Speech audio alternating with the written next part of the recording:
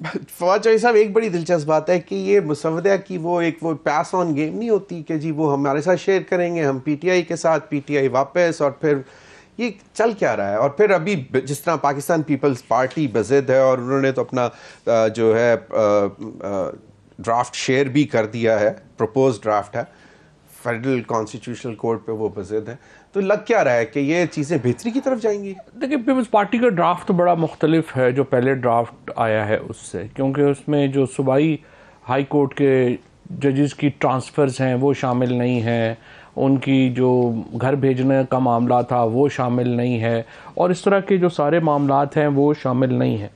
और ये सिर्फ फोकस कर रहा है आपके फेडरल कॉन्स्टिट्यूशनल कोर्ट के ऊपर। फेडरल कॉन्स्टिट्यूशनल कोर्ट का भी जो प्राइमरी इशू है, पीपल्स पार्टी अनफॉर्चुनेटली, देखें पहली बात तो लगता है कि सिंपल है जी, गवर्नमेंट के पास नंबर नहीं है अभी तक। अगर नंबर होते तो वो कल लाते। बिलावल भुट्टो साहब ने बड़े कन्वीनियंटली बोला कि नंबर्स पूरे हैं, ताम हुकूमत तमाम जमातों से मुशावरा चाहती है। और पहले उन्होंने कहा था हमें मौलाना फजल रहमान साहब को मनाएंगे, कोशिश है हमारी, लेकिन उनके बगैर भी नंबर पूरे। लेकिन ज़मीर, अब तक जितने मामलात आए हैं, 9 फरवरी के इलेक्शन ले लें, 8 फरवरी के इलेक्शन के बाद से लेके अब तक, इस हुकूमत से ये तवक्को करना कि वो कोई इखलाकी कदर की वजह से कोई फ़ैसला कर लेगी, वो तो अब से है ना। इस हुकूमत से ये कहना कि वो कोई कंसेंसस क्रिएट करना चाहती है या वो कोई बड़े कोई खुले दिल के लोग हैं जो बाकी जमातों के साथ, तो इस तरह का तो कोई उनका मसला नहीं है। आइन, कानून, इखलाकियात को तो इस हुकूमत ने बिल्कुल नहीं छेड़ा। सो अब तो तक जो डिले है 63A के हवाले से वो भी ऐसे ही है। अच्छा, मतलब ये that is the confidence which Bilawal is getting. जाहिर है नहीं, वो कॉन्फिडेंस नहीं है। उसकी वजह यह है कि देखिए 100% अगर आपका नंबर पूरे होते, चाहे वो लोटे बना के भी होते, इन्होंने अमेंडमेंट करा लेनी थी। ये अमेंडमेंट सिर्फ इसलिए नहीं करा पा रहे कि नंबर पूरे नहीं हैं, और मौलाना फजलुर रहमान बहुत ज़रूरी हैं अमेंडमेंट के लिए। अगर उनके नंबर नहीं आते, अमेंडमेंट के नंबर पूरे नहीं हैं। सो पहली बात तो ये। अब मौलाना फजलुर रहमान की जो बेसिक शर्त है वो एक तो ये है कि आप ये इसको 25 से बाद आप देखें। अभी इसको इतनी जल्दी की जरूरत नहीं, जो उन्होंने कहा था कि एससीओ के बाद तक ले जाए। हाँ, अभी उन्होंने कह दिया कि 9-10 दिन में क्या फ़र्क पड़ेगा। तो मौलाना फजलुर रहमान जो हैं वो कह रहे हैं कॉन्स्टिट्यूशनल बेंच बनाया जाए, और ये पीपल्स पार्टी कह रही है कि आप नई अदालत बनाएं।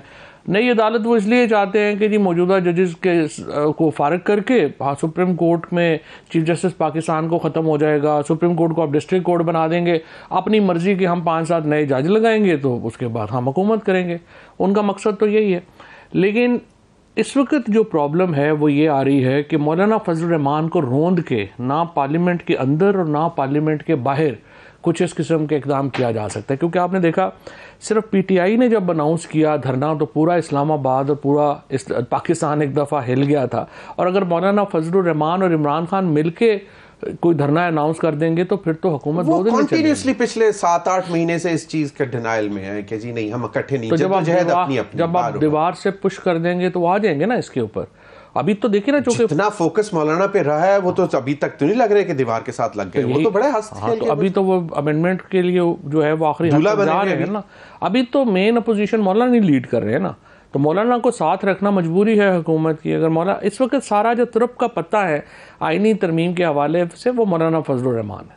मौलाना फजलुर रहमान बिल्कुल सही है। अब बिलावल भुट्टो जरदारी साहब कहते हैं कि जी 25 से पहली होनी चाहिए।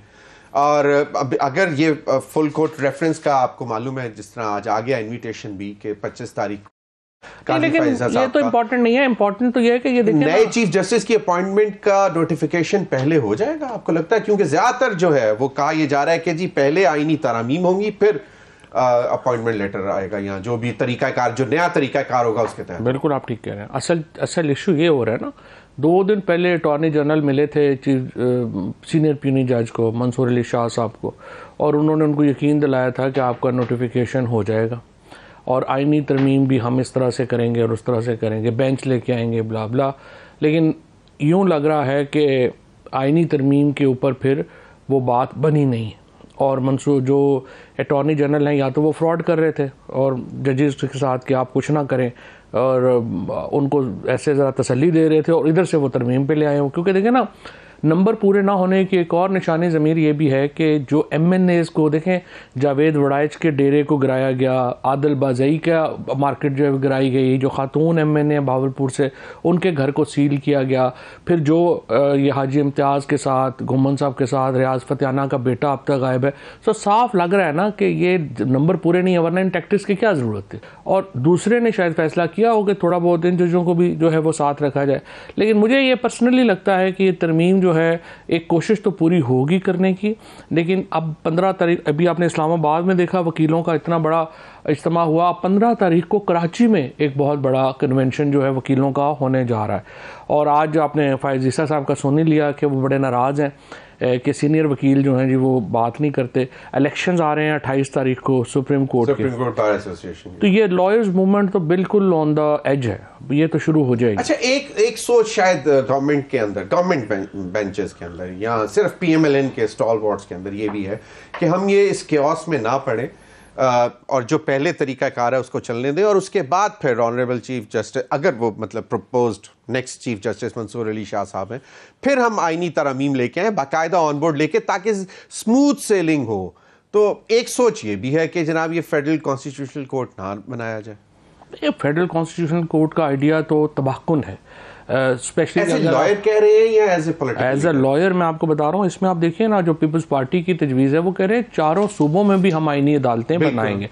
मुझे तो एक तो समझ नहीं आती, एस्टैब्लिशमेंट ने पहले उस वक़्त के 4 लोगों ने अपने ज़ाती इंटरेस्ट के लिए 18वीं आईनी तरमीम होने दी, जिससे फेडरेशन का बेड़ा गर्क हो गया।